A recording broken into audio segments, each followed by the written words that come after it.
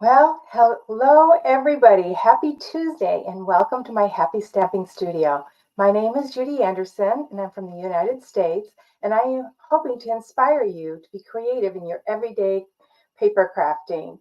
So today for our live class, we are going to be doing a pillow box. Now these pillow boxes are found in the new mini catalog, and I am finding that they can hold so many different things. And I thought, you know what? Valentine's Day is coming up. I haven't done many Valentine projects on here, so why not? So say hello as you're coming in, and I'd like to say hello to my live viewers as well as those of you watching on replay. Please comment, say hi, let me know where you're coming from, let me know what you're doing today. What have you done this weekend? Have you done any stamping? Share those projects here also. So, what do you say? Let's get started, everybody. Okay, so as I've said, we are using the pillow boxes, and the stamp sets that I've chosen to use today are the Fluffiest Friends, and this stamp set can be found in our online exclusive section of my online store. I'm also using the Country Bouquet. I wanted some hearts, and this is a set that was held over from last year, and I use it all year round. It's perfect, not only for Valentine's Day, but for just hello cards, wedding cards, shower cards, and just to say, hey, I love you, or I love that we are friends, right? So also we are going to be using this designer series paper. This designer series paper is found in the Be Mine suite of the mini catalog. This is so cute. This is all I have left from 2 packs of paper. So not that I'm using it much, right? So on one side you'll find some delightful bees or some honey pots. And I thought that this paper went well with our Fluffiest Friends set, because in that Fluffiest Friends set, let me pull that back out again. We have the bear with the honey, and this could go with it. It's got some little bees in here. It's got the beaver. It's got the little bunny and this cute little bird, as well as this little kitten down here. Or actually, it's not a kitten. I'm told that it's a hamster with the little birthday balloon. This side has got flowers. This side has got some more bees and flowers. And here is more. These two have the same colors in them, except you've got small pool party hearts in this one and larger green leaves. And on this one, you've got the flowers are Poppy Parade. And this one, you've got the flowers in Pool Party and Poppy Parade, and some hearts in the Petal Pink. Trying to remember my colors here, and not so many leaves. So I'm going to flip this over. You've got a honeycomb pattern on that one. On this one, we have a red floral pattern, and we are actually using that one today. In the back of this one, we have some petal pink with some Poppy Parade flowers. And on the back of this one, we have some stripes. And you guys all know I love stripes. And this one, we have this little buzzing bee, the trail behind it. And then we have a Daffodil Delight plaid on the back of this one. We're also using the pillow box, the square pillow boxes that are found in the new mini catalog also. Now these are food safe for the inside. So as long as you make sure you have the correct size, just remember, mountain in the middle. So we, are going to fold along those lines. So that will be so it'll fold like this. So that's how you can tell which is the inside and which is the outside. Okay, I'm going to leave that flat though for now. And then I have a couple scraps of basic white, and I'll show you what we're going to be doing with those. So first of all, let's get to our pillow box. These can fit not only candies, this is a great presentation, you guys, for a gift card. These are so cute. In fact, a lot of my clients are using them for gift card holders. And right now, I am just going to go ahead and see how I am folding on those lines. They're curved lines, so you can't do it flat. But if you just push them up, they will fold right on those score lines, and you can pinch them a little bit if you want, if they're being a little bit stubborn, but I find that they're pretty easy to fold once you get the knack of it. And now that I've showed you the trick, that you actually fold them off your surface and curved. And then for these ones, it's just as simple. We want to fold this. This one is the opposite, the mountain in the middle, so actually, I think I was folding them all the incorrect way. But I was going to suggest to you to fold them in both directions so you get a nice crisp fold. And if you need to, just pinch those corners just like that. Okay, now I do this before I stamp on them so that I don't smear any of the ink in case I am quicker than I think I'm going to be. So this is going to be the inside and these are going to be the outside. Okay, so we are going to hold that like this and we're going to stamp on this. And for this, we're going to use Poppy Parade and this double heart from the Country Bouquet. Plus, I forgot to take out these little hearts here. And so let me take those, and I need a small block. Those are going to be my fill-in. So first, I'm going to go ahead and stamp with the large heart. Now, I don't want to get into the sides here, so I may only be doing a few of these larger ones. In fact, I think I'm going to do only one of the large heart. Now, your ink pad, my ink pad, I just re-inked, so I may get some uneven stamping a little bit, but these are distinctive stamps. So remember, you don't want too much ink on these. Okay, I'll push that down. That's a perfect one. Now I'm going to clean off my block and my stamp. And I want to dry it also. So I just have a paper towel. So I'm going to just take my hand and dry that side. I'm going to stamp some more of these smaller ones. And I'm going to stamp them in all directions. Oops, got a little bit of ink on that large heart. You want to make sure you don't get ink on that large heart. You don't want that partial stamping. So when I'm inking this up, I'm only putting the small heart into the ink pad. And let's put this one here. Okay, and a couple on this other side. We're going to be stamping some smaller hearts also, so I'm not as worried about getting how many of these I get on there. Oh, this one, I'm going to go ahead and put one over here. And let's put this one this way. Just because I have a little bit more room in that fourth corner that I don't have in this one. Okay, clean my stamp off. And now we're going to grab our small stamp. And we're just going to fill in some small hearts. You always want to start with your larger image and go to your smaller images when you're filling in. Go this way with this one. Get a little bit of a smudge from my finger up there. And I think we can go here. I'm not getting any, or trying not to get any in those sides flaps. I've got something else to do there. Put these here. Just kind of do them scattered like.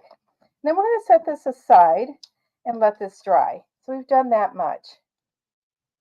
Okay, now we're going to get our Memento ink. or actually I'm going to use early espresso ink, or let's try pecan pie. I don't have my early espresso here. We're going to use pecan pie, and we're going to use one of these larger pieces of basic white. I am going to use this one. I think our little beaver will fit on there. Go ahead and ink that up. Stamp him on here. We're going to be fussy cutting him. Oh, look at how cute he is. I just think he is so adorable.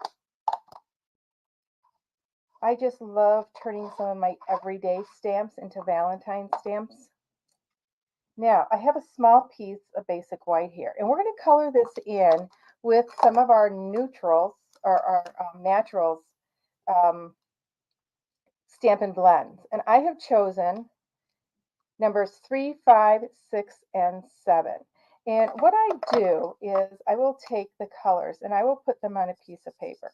So the smaller the number, the darker the ink. Okay, and I just want to see these colors, if they're going to be okay. I just picked them. I may change one or two. Oh, actually, I think these are going to be pretty good. Yeah, I think these are going to be pretty good. Okay, so that's my color palette. Let me move this down a little bit. There we go. So here's my color palette. I'm going to start with my light, and I want to do his hands, the light color, and his nose right here, the light color. Okay, and I'm going to add a little bit inside his ears there, and a little bit in his belly here. We're going to be putting another color over that so his hands will not be blending in. Okay. Then I'm going to take my next darker color, which is number 6, and that's going to be my next color. So I am going to take number 6 and just kind of blend that in here, just kind of dotted like. Now, I am going to take my number 6 and color him in. Okay, I'm just going to go throughout. If you want to use the brush tip, you can. I always use my bullet point tip. There we go. I do use the brush tip at times, but I don't know why. I feel that I have more control with the bullet point. Go under here. And I forgot to leave some white space, so I'm going to do that in a minute. So I know I want his cheeks to be a little bit lighter, so I'm going to flick to the inside. So I'm starting on the outside and flicking my color in. Okay, so I'm pushing down and lifting up. And you can tell it's not real even, but that's okay. And then I'm going to start from the inside and flick out.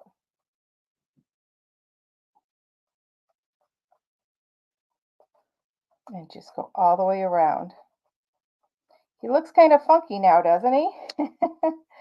Now I'm going to skip and go to my darkest color, which is number 3. And I'm going to be doing his tail with number 3. And same thing, I'm going to flick it because I want a little bit of light in the middle of his tail. And I find that this is the easy way to do this flicking. And I'm going to do his feet the same color. Okay, now we're going to take number 5 and all the dark areas. So I'm just going to go around, and wherever the artist put that coloring in, and I am flicking once again from the outside in.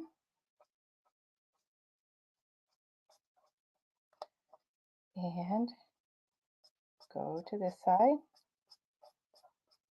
and just follow those lines. It's really quite simple. The artist has done all the hard work for us. I'm going to do that down there and then just do the same with his face. And yes, he's going to have some white spots on his face, and that's okay. We're not done coloring him yet. Okay, and then around his mouth. I'm not going to flick it as much because I don't want as much dark. I'm just going to go around his nose just to darken that a little bit. Okay, so he looks kind of funky. I'll bring him up to the camera. See how funky he kind of looks? We're going to blend that all out now. So what I do is, and it depends on which order you layer your pens, this is when I'm going to use the brush tip. And I just want to blend some of this color, and I am just going to flick over those light spots. And wherever I want it a little bit lighter,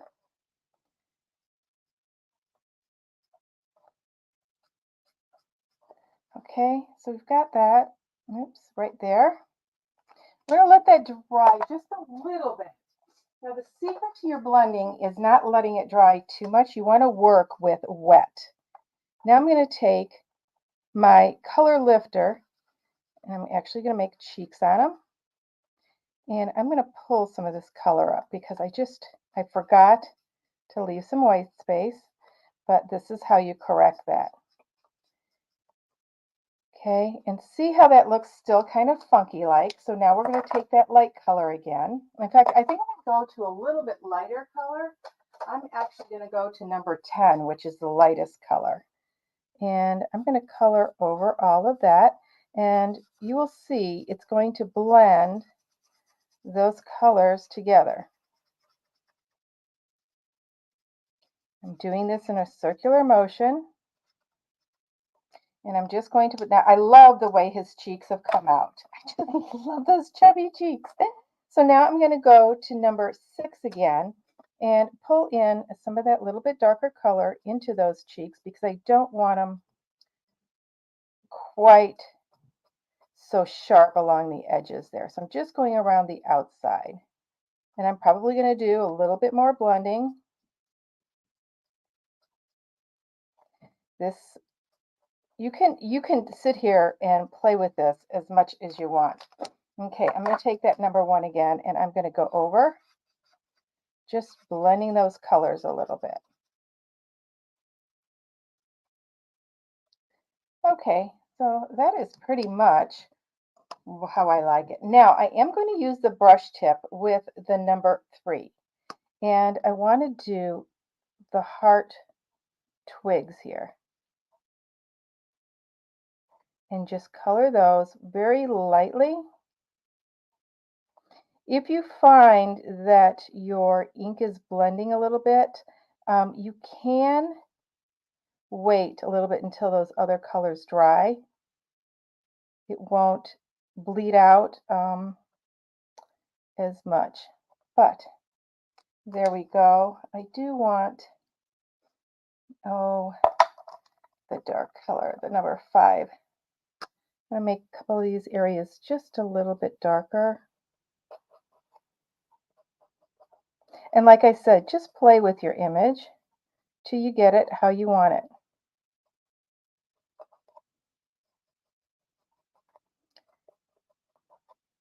Here we go.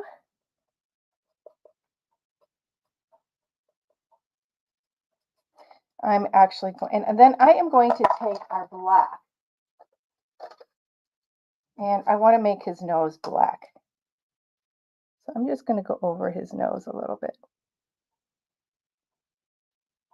Oops, I'm going to use the other side. It's more controllable for me.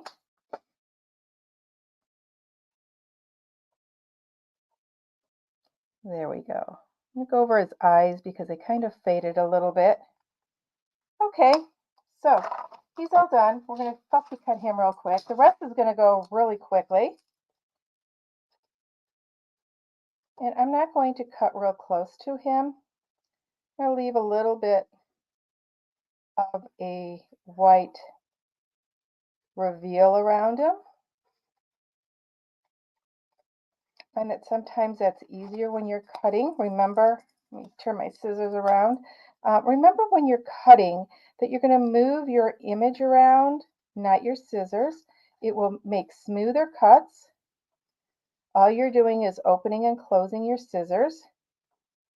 You'll have less rough edges or sharp little points. I find that when you move your scissors, you get little jagged lines in your cutting. When you cut this way, sorry, forgot I moved my camera down. You won't, so my scissors are staying in the same direction. I'm just moving my paper. Every once in a while, I'll go ahead and go to the edge of the paper to eliminate all that excess paper. I try not to stop at the end of a curve, or if I'm making a curve, so I would try not to stop here. I try to go around that if I'm going to stop or reopen my scissors to finish the cutting. That eliminates all those cuts too. So here's our little chubby little guy. Isn't he cute? He turned out so cute. Okay, so we have that. We are going to use this for a tag. I don't have a tag punch, so we are going to go ahead and create our own tag with our scissors. I cut one side, I hold this up to the corner. On the other side, you can either draw a line or just do like I do and cut it. Okay, so now we have our 2 3/8 inch circle punch. I'm going to punch a circle from this pattern. You could use the stripe pattern if you wanted, but I chose this. We're going to be placing that on here. Let's put these to the side right now. I did have a scrap here, and I want to show you. Okay, we're going to make some panels to put here. That's why we didn't stamp in there. So what I'm going to do is I'm going to take your pick tool. I'm going to take up one of these glue sticks. You can make a pattern from this with basic white if you want, but I'm just going to place that on here, and I'm going to cut around that. I'm going to hold it and just cut. Now, this is going to leave you a reveal on those tabs, just like it was a mat, just like your mats when you're making mats for a card. You'll have, I think the difference is about a 1/2 inch total, so about a 1/4 inch reveal in each of your panels. Okay, so then what I would do, I would take this or take a piece of basic white and cut some more out, but I changed the pattern over so that I could actually see where to cut. Flowers on flowers is too hard. So I've already done 3 of them. So we needed 4, but we do need to punch a little hole in one of them, and they're going to set on just like this. Okay, so we need to punch a circle here. So you can either take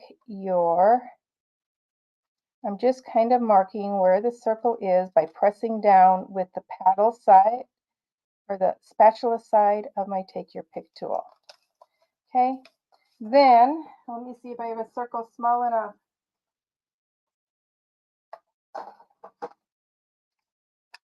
Oh, I can't take this. I was hoping to take my oval punch. Hang on a second. I forgot to get this.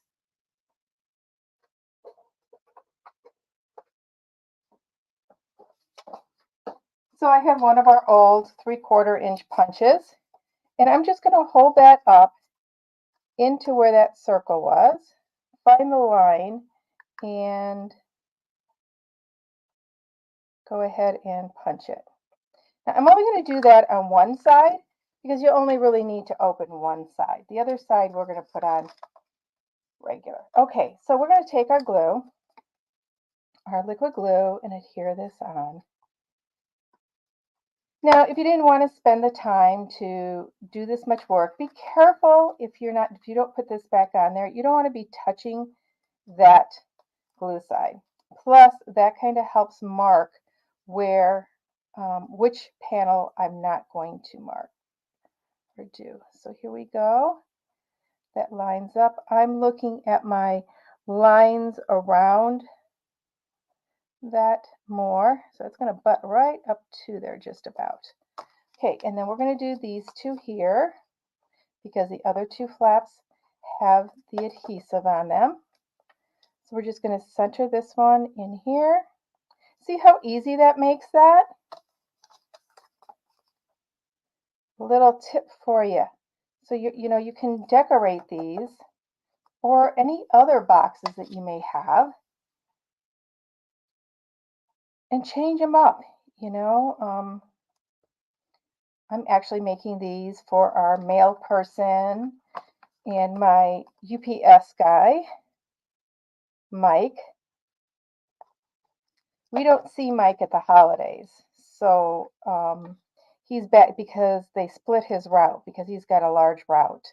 And so we don't see him at the holidays, so he doesn't get a Christmas gift for me. So he will get it for Valentine's Day instead. Okay, so now we're going to go ahead and fold these.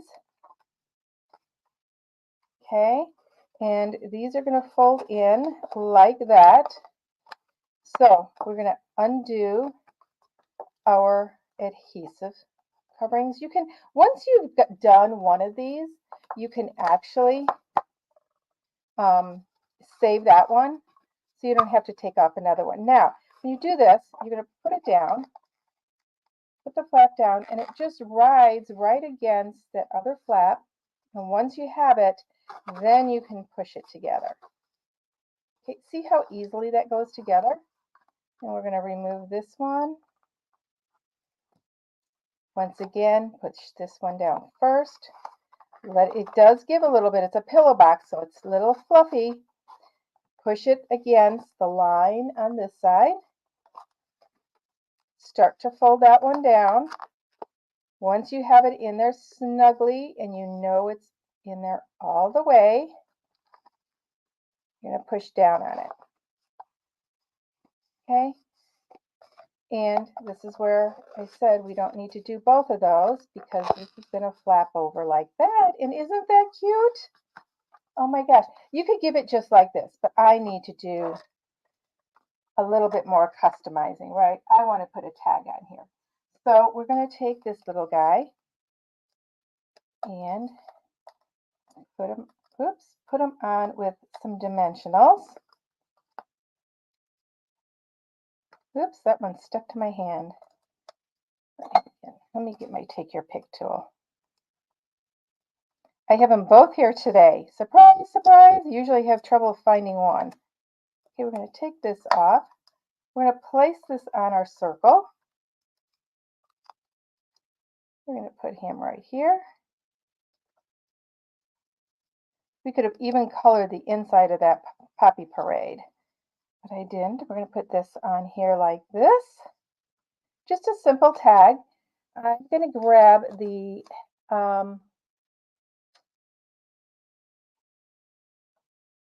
Happy Valentine's Day. I believe that'll fit on here. I should have checked. Well, it's a little bit wider, so that's no problem. I'm going to go ahead and find a strip of basic white. We're going to grab our Poppy Parade, make this a single ink project. Don't you love it when you only use one ink on a project, but it makes it look so cute. Okay, right like that. We can go ahead and close our ink pad because we don't want to be getting ink on everything else. Snip this up. I'm actually going to snip it at an angle, just like that. We're going to pop that on here, but I think I've got some strips of this designer series paper. So I think I'm just going to cut a strip of that Let's see.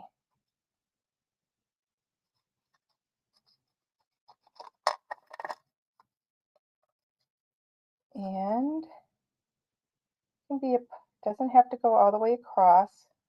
I'm actually going to have it go across the bottom. And whoops, that's tilted in the same way. So we're going to angle this side. I am going to trim it like that. Then I'm going to add my adhesive on the back of my larger piece of paper. And let's just stick this on. Just like that. That's just going to make it pop a little bit. Let's get a couple dimensionals to put that on. That will, sorry, that'll help hold that strip on there also. Okay, let's grab those off.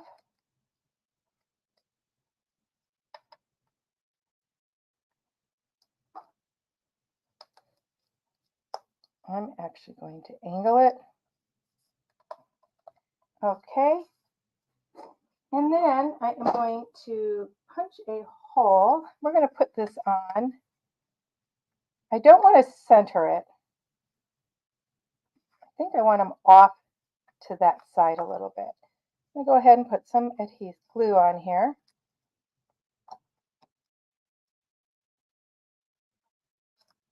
Pop that on. I'm going to grab one of my handheld punches. If I have a 1/4 inch, I usually don't have the 1/4 inch.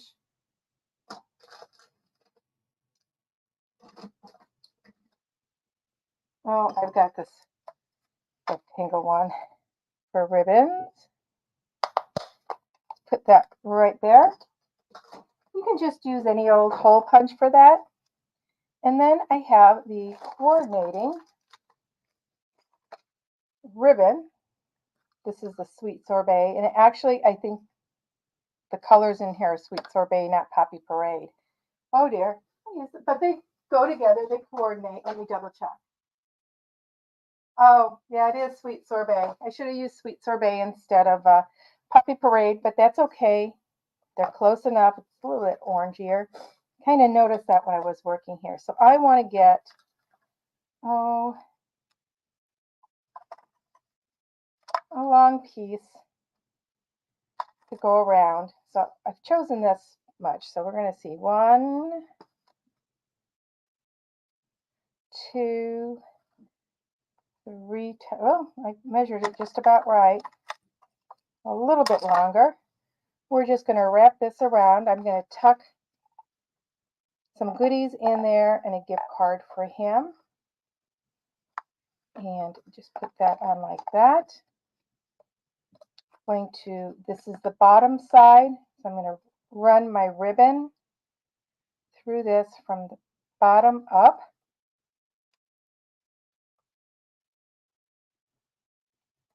I'm working a little bit away from me today because I moved my camera and I didn't want to fuss with it. So I want to apologize if I was out of camera range a little bit.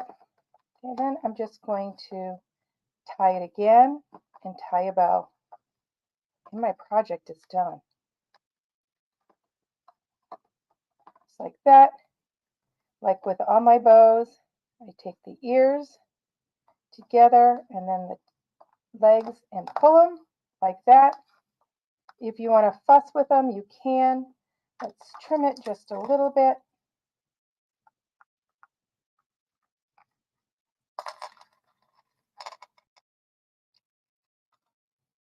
Just like that. Okay, and there is our little project, this pillow box. Now, I want to remind you all that the pillow boxes are my spotlight project, that and the brayer. So when you purchase either or both the pillow boxes and brayer, you will get a PDF of 3 different projects using the brayer on the pillow boxes. So let me say goodbye to you all today. Whoops. Okay, my camera's down a little bit lower because I adjusted it so you guys could see a little bit closer. So once again, thank you for watching and taking time out of your busy schedule to spend some time with me today. Until we meet again, happy stamping, everybody.